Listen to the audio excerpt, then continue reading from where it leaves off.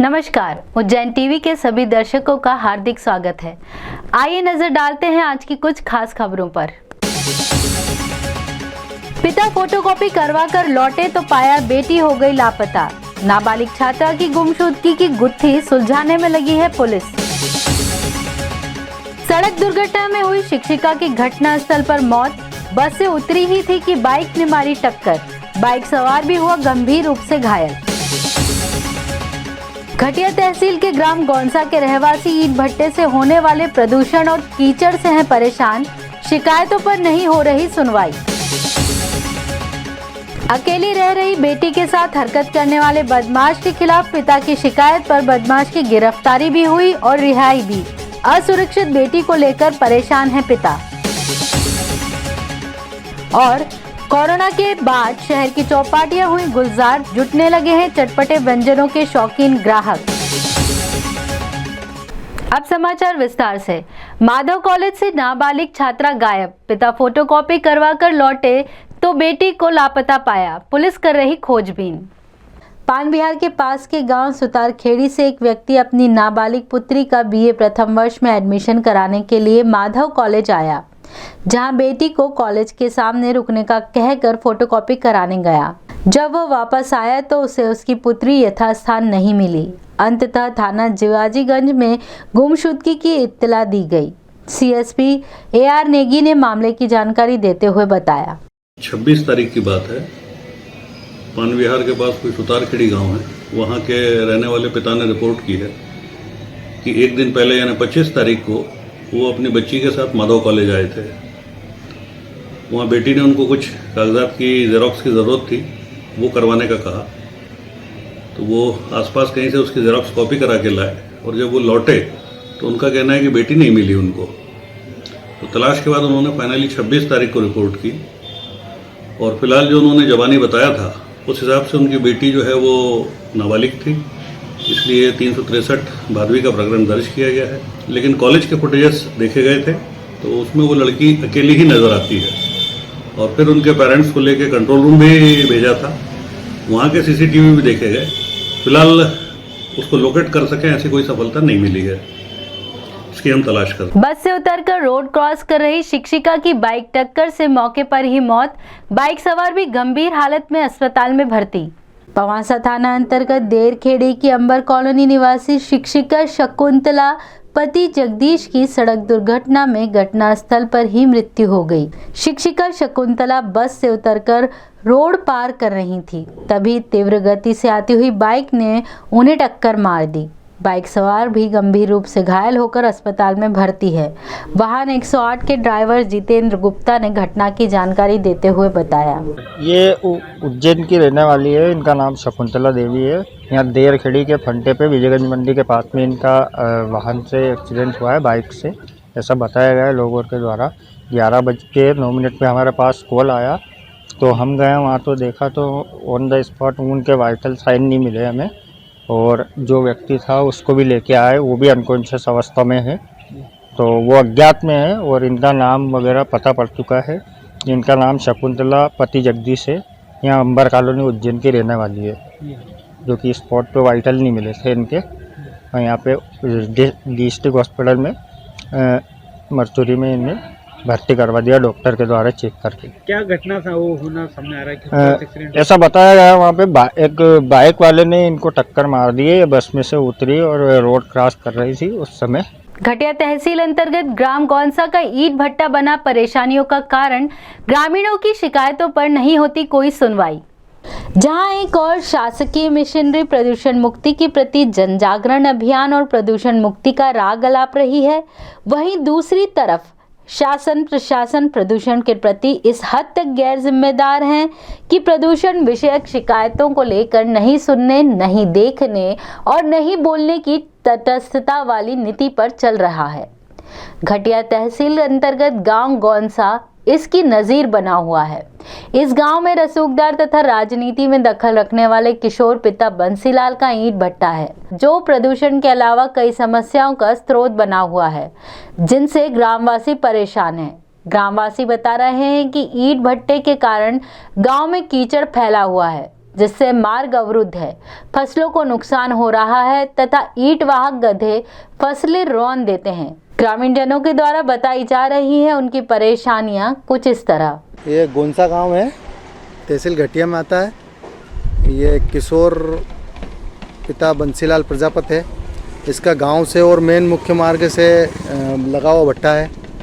आसपास इसके दो तरफ खेती भी होती है और बाकी गांव से लगा हुआ है कि पास में स्कूल है। जो प्रदूषण बहुत होता है, प्रदूषण के कारण ना खेती हो पाती है और आसपास के गांव को भी इससे नुकसान है। और इनके गधे वगैरह सब आसपास की फसल नष्ट कर देते हैं। इनने मिट्टी डाल दी, पानी भर जाता है, रोड पे गंदा गीला हो जाता है, कीचड़ हो जाता है, भपका सब इनका। और अन्य गतिविधि से ऐसा चल रहा है। गांव वालों ने कई बार हमने इनकी कंप्लेंट भी करी है इस भट्टे की। गांव के अंदर है, इसको गांव से आबादी से कुछ दूर किया जाए, 1 किलोमीटर जो भी जितना भी दायरा हो। पर क्या है कि ये पैसे वाले हैं, रसूखदार नेतागिरी कर लेते हैं, पैसे वैसे दे दुआ के और इनकी सेटिंग हो जाती है। और हम चाहते हैं कि ये गांव से थोड़ा भट्टा दूर जाए और हमको आपत्ति है कि इस गांव की आबादी से इस भट्टे को दूर किया जाए।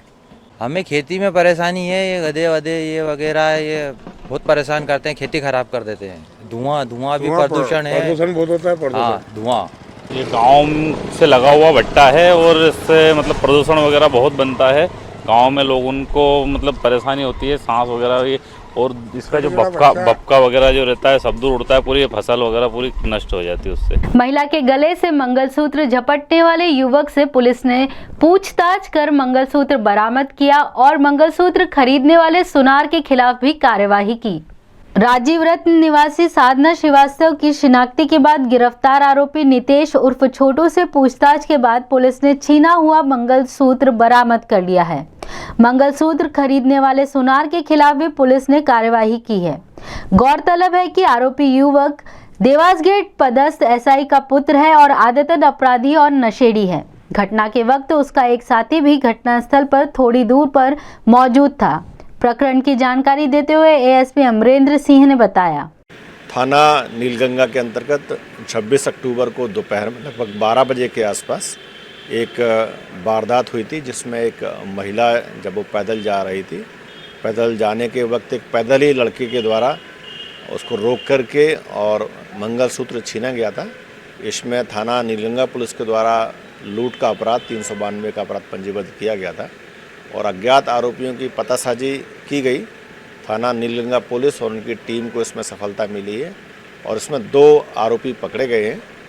दोनों आरोपियों से पूछताछ की गई है तो दोनों आरोपियों ने इस घटना को कबूल किया है और स्वीकार किया है। और इसमें उनकी निशानदेही पर जिस सुनार को जिसके यहाँ ये बेचा गया था मंगलसूत्र, उसको भी मुलजिम उसमें बनाया गया है और जो छीना गया मंगलसूत्र उसको रिकवर कर लिया गया है और आरोपियों को इसमें गिरफ्तार किया गया है। पुत्री के साथ अभद्र व्यवहार करने वाले बदमाश की गिरफ्तारी और फिर तत्काल पुलिस द्वारा छोड़ दिए जाने से असंतुष्ट पिता ने आईजी और एसपी को दिया आवेदन। भाट पछलाना निवासी मनोज शर्मा की नाबालिग पुत्री जब पिता की गैर मौजूदगी में अकेली थी, तब कान्हा उर्फ करण भोई ने उक्त किशोरी से हरकत की, जिसके चिल्लाने पर बदमाश भाग गया।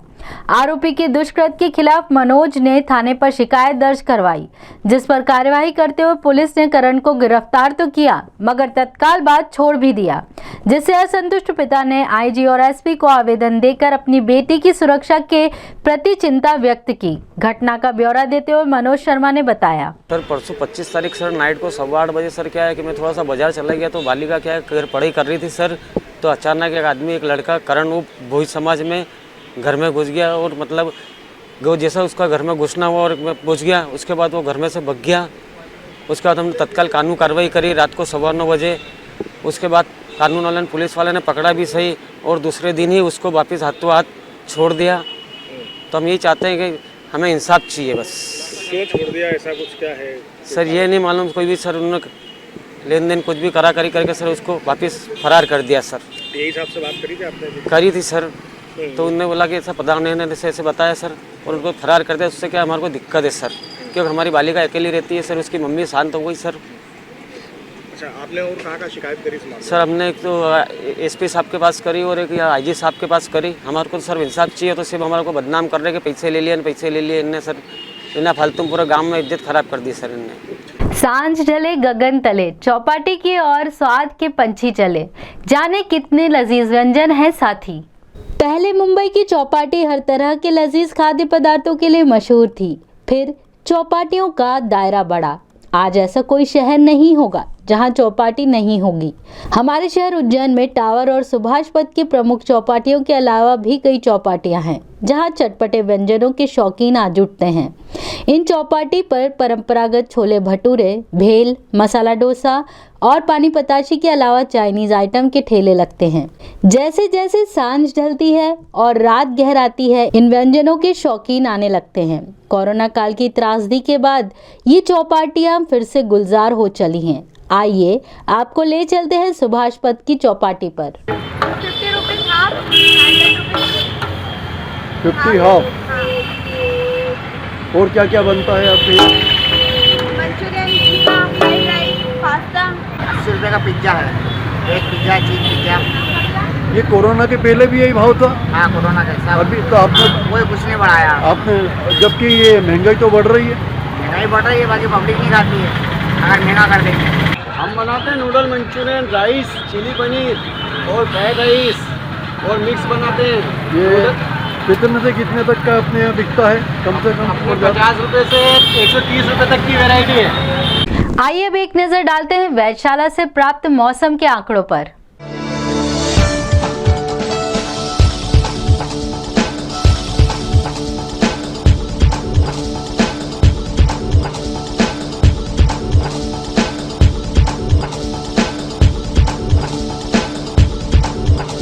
अंत में प्रमुख समाचार एक बार फिर।